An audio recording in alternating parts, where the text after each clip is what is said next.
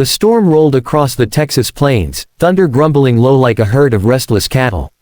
In the middle of that wide, wind-swept land, the Harrington Ranch sat in lonely silence, its lanterns glowing faintly against the gathering dark. Inside the house, Thomas Harrington, a man hardened by years of solitude, sat at the edge of the table with a cup of bitter coffee in his hands. He was tall, broad-shouldered, his hair gone rough and silvered too early, and his eyes carried the weight of more than one man's share of grief. It had been 4 years since his wife had died. 4 years since he'd buried her in a small fenced graveyard at the edge of the cottonwoods. 4 years since he'd become both father and mother to their little girl, Elsie. He had managed to keep the ranch alive, just as he had managed to keep Elsie clothed, fed, and safe, but the loneliness was a slow poison, and he felt it every time the wind blew through the empty hallways of his house. That night, Elsie sat by the fire, her small hands working a threadbare doll. Her big brown eyes were filled with that innocence that only children can keep even in sorrow. She looked up suddenly, her little voice breaking the silence. "Papa," she whispered, "what if Mama sent someone back to us?" Thomas frowned, setting down his cup. "What do you mean, darlin'? She told me once," Elsie said, clutching the doll to her chest, "that if I ever missed her too much, she'd send someone who smelled just like her. So I'd know I wasn't alone." He stared at her, the words cutting deeper than any knife. He didn't believe in ghosts or signs. Life had beaten that out of him. But he didn't correct her. Instead, he nodded slowly, because sometimes lies are kinder than the truth. The next morning, when the storm had passed, Thomas saddled his horse and rode into town for supplies. The streets of Dry Creek were muddy, the wooden storefronts dripping with rainwater. He tied up his horse outside the mercantile and stepped inside, the scent of flour, sugar, and leather mixing in the air. That's when he saw her. A woman at the counter, speaking softly with the shopkeeper. She was slender, her dark hair tucked beneath a simple bonnet, and her dress was plain, though it carried the grace of someone who had once known finer things. She turned just slightly, and for the briefest moment, her perfume drifted across the room, a warm, floral scent. Thomas froze, his breath catching in his chest.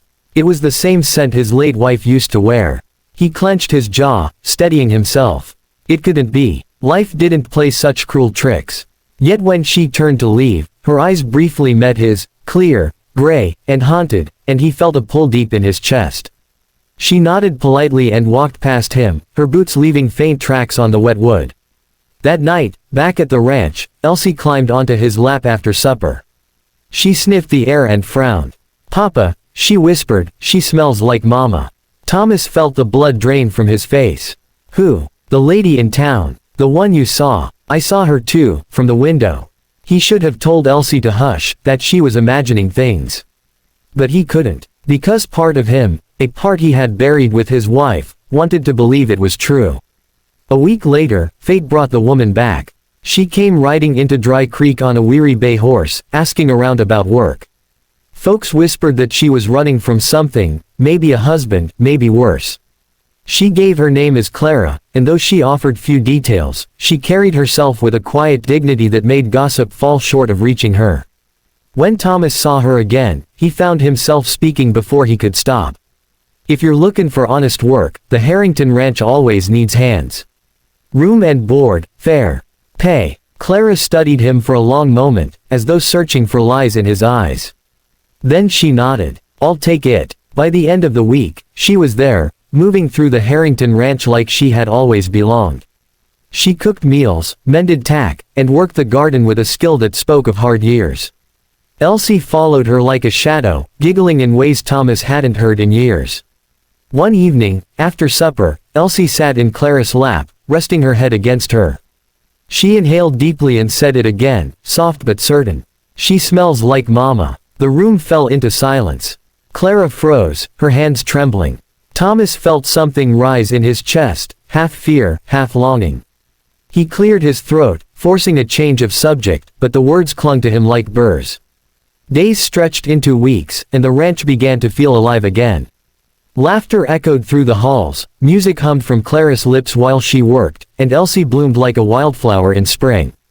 But Thomas's nights were restless. He dreamed of his wife, of the grave beneath the cottonwoods, and of the gray-eyed woman who now shared his table.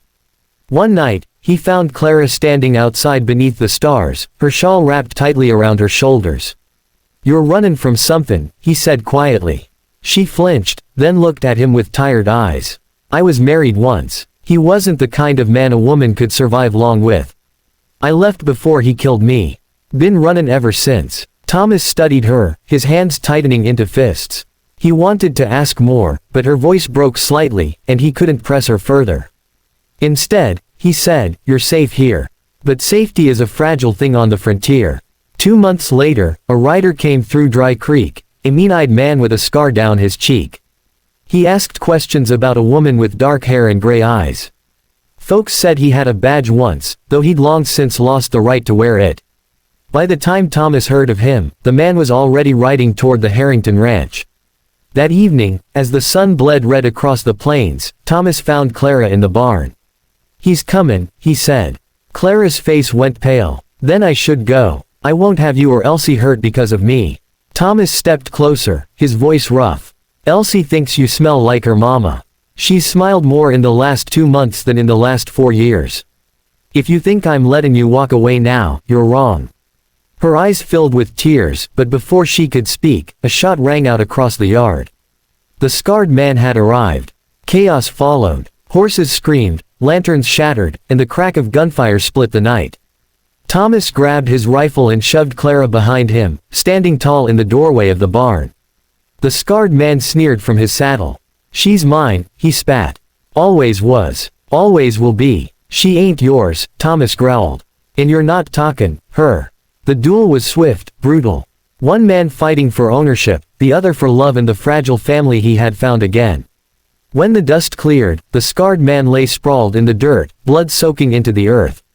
Thomas stood shaking, smoke curling from the barrel of his rifle. Clara clutched Elsie close, tears streaming down her face. The little girl whispered against her shoulder, "You smell like Mama. Don't leave us." Clara looked at Thomas then, something breaking open in her heart.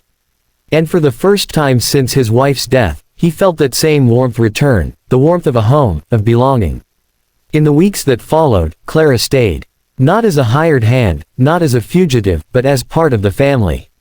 Thomas laid the scarred man in an unmarked grave far from his land, and the ranch slowly healed from the violence. At night, when Elsie curled between them and the firelight flickered on the walls, Thomas would sometimes catch that faint floral scent drifting through the air. It wasn't his late wife returned, but it was a second chance, as rare and wild as the Texas horizon. And every time Elsie whispered, "She smells like Mama," Thomas no longer felt the stab of grief, only the fragile hope that maybe, just maybe, they had been given a miracle.